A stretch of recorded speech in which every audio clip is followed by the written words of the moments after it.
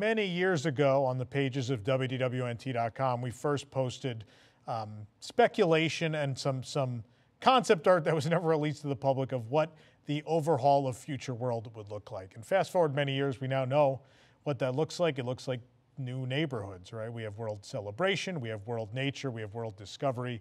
And in the center of the park, along World Celebration, the outskirts of World Nature, we knew we were getting a walkthrough of some kind.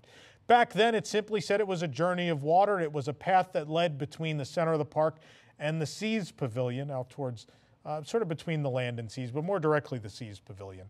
And then at the 2017 D23 Expo, they let us know that that journey, or 2019, I forget which one at this point, but at one of those expos, they let us know that the walkthrough would specifically be themed to Disney's Moana, the animated hit film from a few years earlier.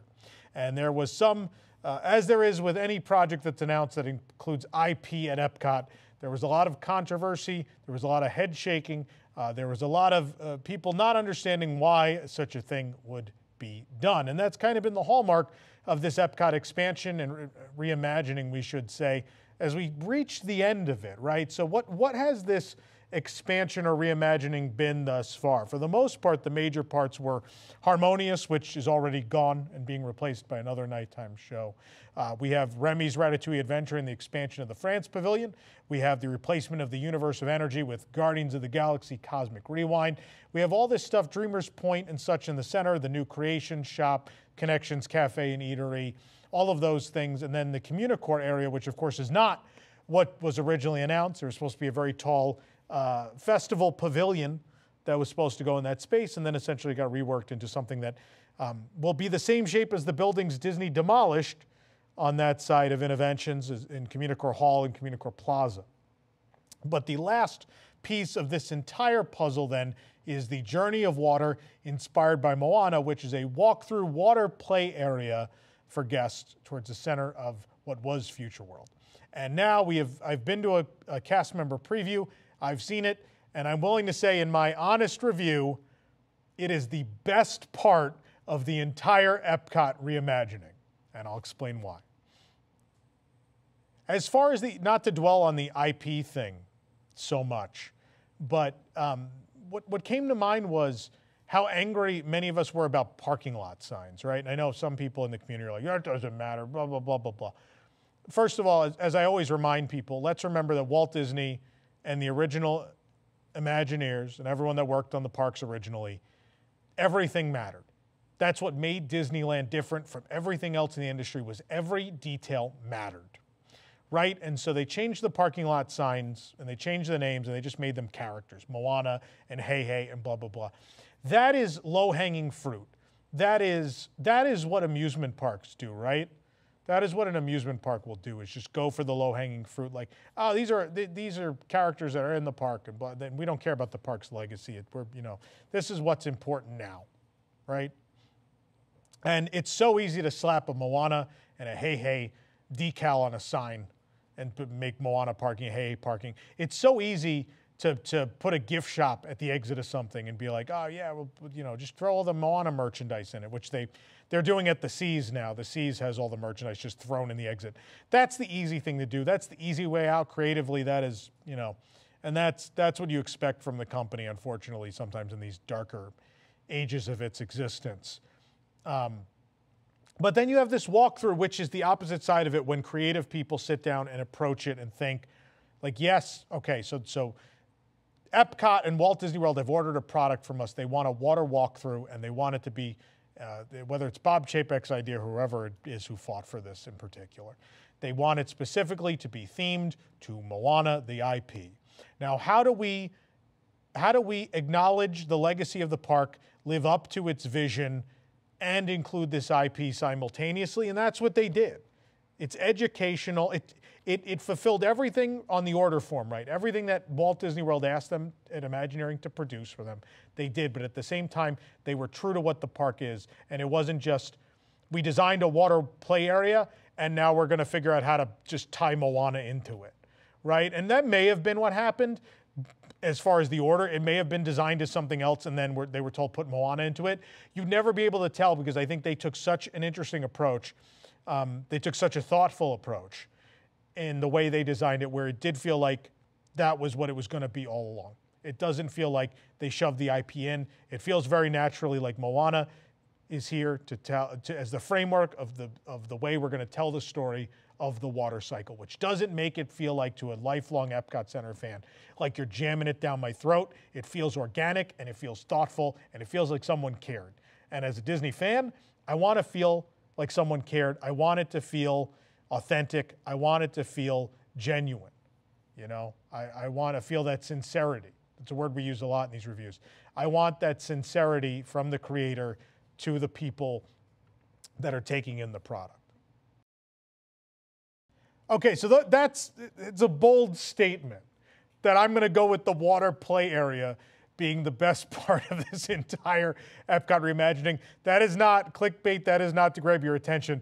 That is legitimately how I felt today as I left this experience, and that it is the one part of this entire overhaul that feels like the marriage of what Epcot was and what Epcot could be.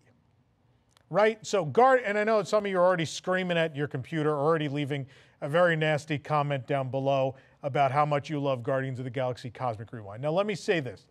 Guardians of the Galaxy is a very fun ride. It is a very fun ride. It is thematically incoherent in the story of Epcot, in that it has no education whatsoever, and we're not going to say, oh, the Big Bang. It mentions the Big Bang. It doesn't really get into any details. It doesn't really teach you anything about the Big Bang. That doesn't make it educational, that it ties into something that happens to be in the real world. That doesn't make it an Epcot attraction, right? It is a very fun coaster. It is going to draw people, but it does not carry the spirit of the park. The way it makes fun of edutainment, and that it teaches us about a culture that doesn't exist in the real world, is insulting, I think. But then you have this thing that everyone has made consistent fun of, and I've been guilty of that as well. This thing we've made fun of is that, we saved the biggest thing for the end. We saved this Moana water play area as the last thing. And what's frustrating about it is, after walking through it, it is the most Epcot of anything they've done in this expansion. Remy's Ratatouille Adventure, a clone of a ride that wasn't even that impressive when it opened in Paris in 2014, that's lacking the restaurant at the end of it, which was the coolest part of the experience for me, seeing it in Paris. Like everything else, harmonious, everything else has sort of fallen flat for me, where it's like new Epcot doesn't connect to me. It doesn't mean anything to me. You've lost the spirit of what this was. And the last place I thought I was going to find that spirit was this Moana walkthrough. But it's absolutely there. And it is this marriage of current Disney storytelling and what Imagineering can do today as far as placemaking. If that was used, if all that advancement in design and technology is used, using the spirit of what Epcot is, that edutainment, that education meets entertainment mindset. And those two things come together beautifully here. First things first, it is a gorgeous space. It's beautiful. It reminds me a lot of Pandora. The quality of the placemaking, the quality of the structures, and all the finishing, all the finishes is very much like Pandora. It's gorgeous. Every inch of it is beautiful, and they cared about sightlines. So much we yell about sightlines in the park. And Epcot is usually the park where it doesn't matter, but I think it would have been jarring if from the Moana walkthrough you could see out into certain areas of the park. I think it would have been real jarring. You can see Spaceship Earth, but Spaceship Earth is a beautiful backdrop for anything. So to finally have, after 40 years, this incredible green space with rock work and fountains, and to have that framing Spaceship Earth makes for some of the most incredible pictures you will have ever taken in this park. It's gorgeous. It's breathtaking. And I cannot wait to see it at night. I know I've seen some video and pictures of the experience at night, and the lighting combined with Spaceship Earth, it's unbelievable. It looks so good. But beyond that, the attraction, while it's IP, it is absolutely a Moana attraction. I don't feel like they beat you over the head with it. I think at times it's like, you know what? The purpose of this attraction in what EPCOT is to teach you about the water cycle and not to sell you Moana merchandise. It just so happens we happen to have a movie that is about man's relationship with the ocean and the water, right? That happens to be it, so there is a tie-in here. But the main theme of this is not Moana. The main theme of this is, again, human relationship with water and the ocean. And that is the dominant theme throughout. There is a lot of signage, and all of the signage is about those stages of the water cycle. And then it doesn't take the time to be like, oh, remember Te Fiti and blah, blah. It doesn't do that. It doesn't demean the product or the message to make sure you remember the movie. It very simply, the characters are a framework in which the edutainment exists, right? So they'll teach you about, they use Moana art style in the signage for sure, but the signage is very much about the stages of the water cycle. And then the secondary part of the signage will be how you can, at home, make a difference and conserve water or help the environment or help sustain the water cycle as it's supposed to exist. And the characters in the IP are all very secondary, right? Obviously, there's the giant Te Fiti, that's present. There's sort of hidden Moana characters in the rockwork. They're all very pretty. They're all well done. None of them, again, they're not overt. So when you stand back and see Spaceship Earth and this greenery and the rockwork and the fountains, those are the first things you see. And then when you stand there for a couple moments and really investigate the landscape is when you're like, oh, there's Maui's hook. Oh, there's Moana's sail. Oh, there's the Kakamora. They're in the background, and they make for fun things for you to discover as you make your way through the trail. But the trail is absolutely about the water cycle first and foremost, and IP is secondary, which is the way this entire EPCOT overhaul should have been. This is the way it should have been handled. So kudos to the team that worked on this. You struck the right balance in that you kept the vision of EPCOT alive, you forwarded the level of storytelling in that you've built a lush, immersive landscape in the middle of EPCOT that takes you to another place. You get lost in it. You don't feel like you're in the middle of EPCOT. And on top of that, you did manage to make it accessible to all guests in that there is something that they recognize. There is this thing that's going to draw them in that, oh, Moana, we love Moana. They're going to come in, but the big thing they're going to take away is not, oh man, after going through that, I really want to buy a Moana t-shirt. Oh man, after going through that, I really want to stream Moana on Disney+. That's not going to be the takeaway. The takeaway is going to be what they learned about the water cycle, which is what EPCOT's supposed to be. It's supposed to be, you don't even realize that you're learning. That's what I loved about Epcot Center as a kid. I loved Figment. This is Purple Dragon, and it's very fanciful and fun, and there's this amazing, catchy song, but that allowed me as a kid to take in all that information that was being distributed about what the imagination is and what we use the imagination for. And the same thing with everything else. Horizons, right? Horizons had this really interesting, this incredible music, these beautiful sets, and this ability to pick your own ending. And in the course of all that, you forgot that you were learning about, or I shouldn't say learning about, you were being inspired to make the future a better place, that the future will be better than today.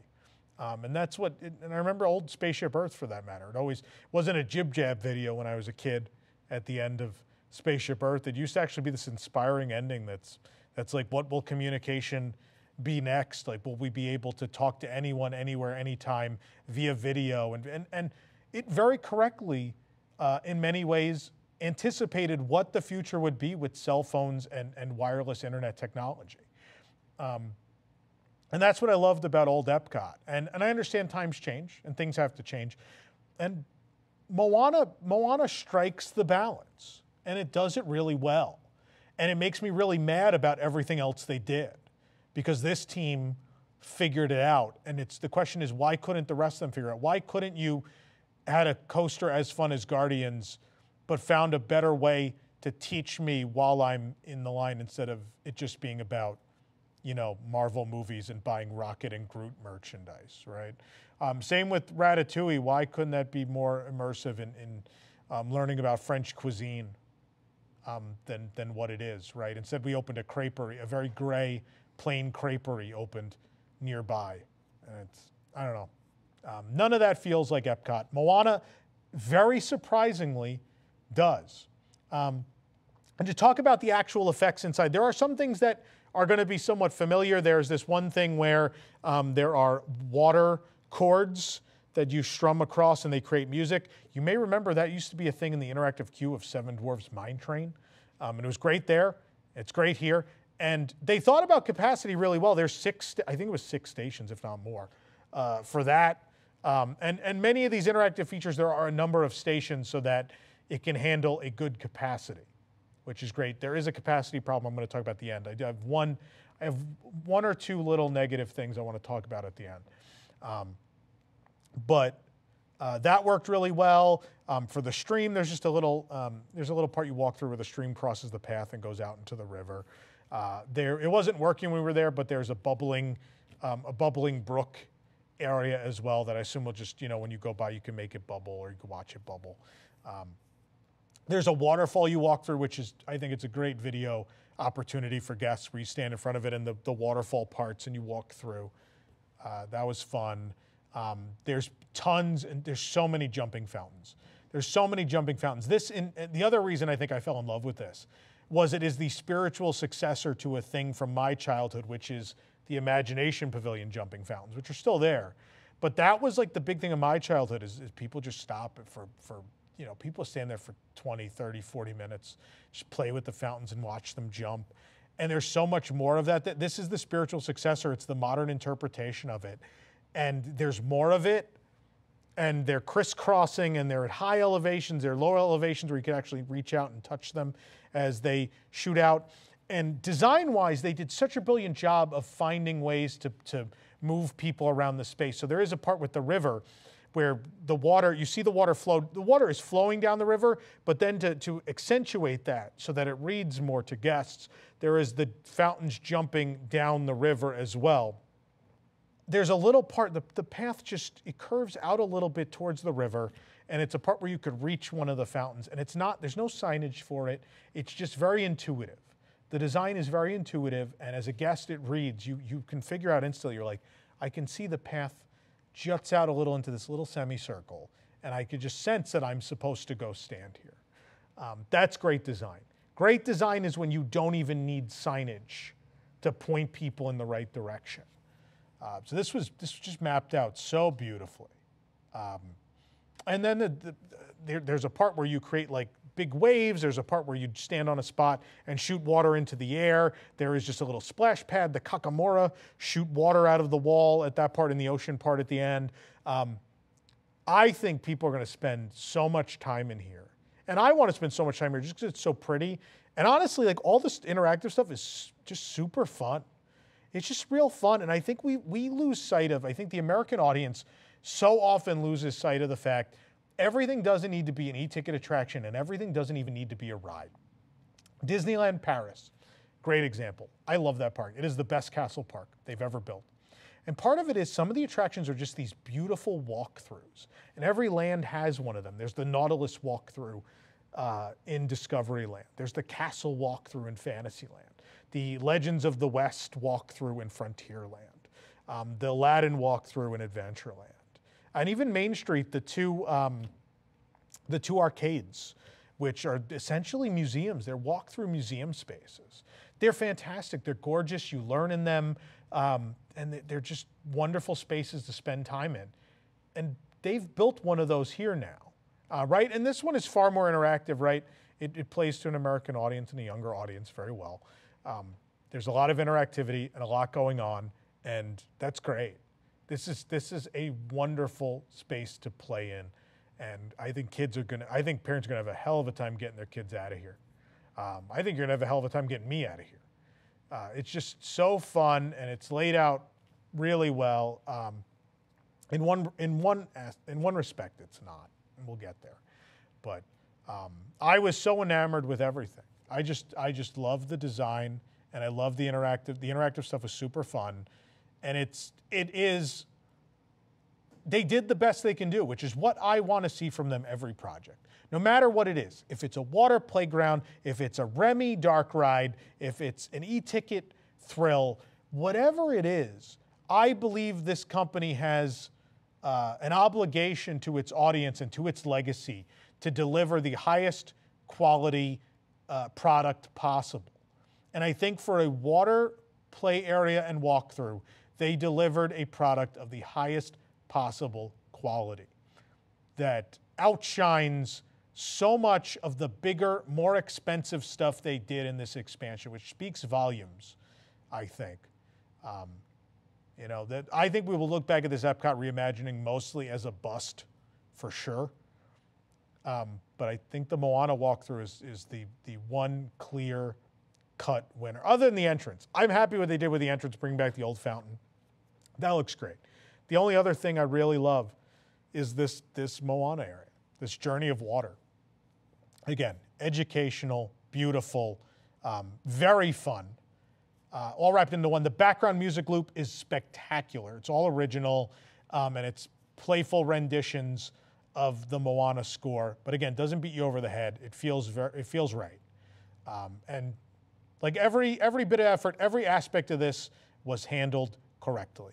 And even, very weirdly enough, there's a restroom halfway through, which is great because I think kids are going to need to change or maybe just use the restroom and not want to leave the attraction. It is a single restroom. It's one room, and so only one family at a time can use it. But it's a spacious one at that, and it's nice that it's there. It's good that it's there.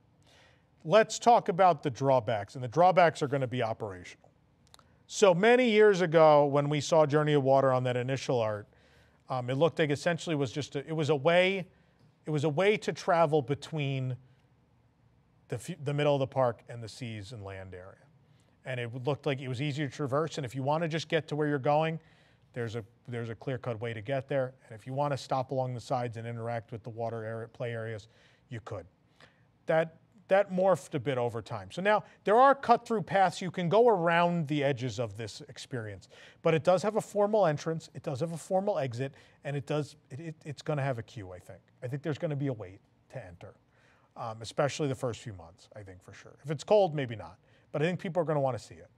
And I think that was a mistake. I think they should have re-examined the design, spread it out a little more, made the paths wide enough for people to traverse the park through it. Now, I get it. You want to journey through the water cycle, and so you have to go in order, right? The water cycle goes in a certain order, and they want you to experience it in that order. So I get that. I think operationally, something could have been figured out to where you could pass through it and get to where you want to go. Now, we'll see. When the walls come down, we'll see how easy or hard it is to get around the perimeter. Maybe it's not a problem. Maybe it's okay that this is sort of cordoned off and it's its own thing. Maybe that's fine. I have a feeling that it could have been handled better, but for whatever reason, they decided they needed to cut it off from the rest of the park. I would have liked that integration a little more, but that being said, then those sight lines wouldn't have been possible, right? And I think the sight line choices were great. There's a part where the seas pops out, but it feels natural given the shape of the rock work.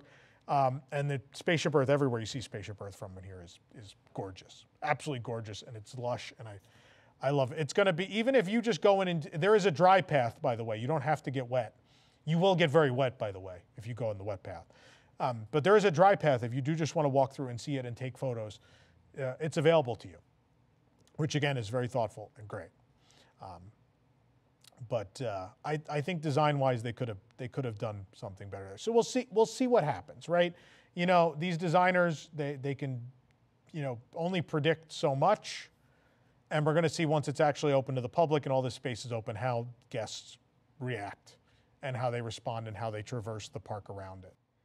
And the way I know that I'm not being crazy when I say that this is the most well-executed part of the reimagining of Epcot was everyone walking, and there were plenty of people in there for this cast preview today. Everyone was smiling. Everyone was smiling. I know a couple of people that watched the show stopped me, and had the very same thing to say, where they were taken back, I think, and were like, this is actually really good. I didn't expect anything of this, and I'm actually really impressed with what the final product is compared to what my expectations were. And that's such a sign of a great project when people have low expectations and come in. Pandora was the same. I remember, like, Avatar, people were so negative about that and were so like, there's no way it's going to be good. And then we all ate our words when Pandora opened. And I feel like the Moana walkthrough, going to eat our words a little bit, right? Because it is Disney storytelling of the highest quality. But again, the thing that shines through is the guest enjoyment. Is everyone smiling as they leave? And in this case, it wasn't even as they left. It was after one or two of the little interactive exhibits.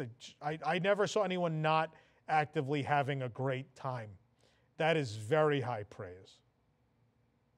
My final review is I love it. I fell in love with it immediately. I think it's fantastic for what it is. I think it checks all the boxes. Checks all the boxes. Fun, interactive, educational, and memorable. And so the Journey of Water inspired by Moana, for me, I'll reiterate again, my favorite part thus far of the reimagining of EPCOT. And that was not a thing in a million years I thought I would have said. But we hope you enjoyed this honest review. I know all of our competitors have stolen, since I did the first honest review, not that all of our reviews weren't honest before that, but since we did our first honest review back when Galactic Star Cruiser opened, suddenly every other Disney vlogger has decided to steal that terminology. That's fine. I'm flattered. But we thank you for watching the one and only, the original honest reviews right here on the WDWNT YouTube channel. If you enjoyed this, please hit the like button, please subscribe, and you can watch so many of our other honest reviews, whether it's the Disney Wish, Galactic Star Cruiser, we actually have 3 of those, Tron, Light Cycle Run, Guardians of the Galaxy, Cosmic Rewind. I spent a good amount of time breaking that whole thing down, the good and the bad of it. Please go check those out. Thanks for watching, and we'll see you real soon.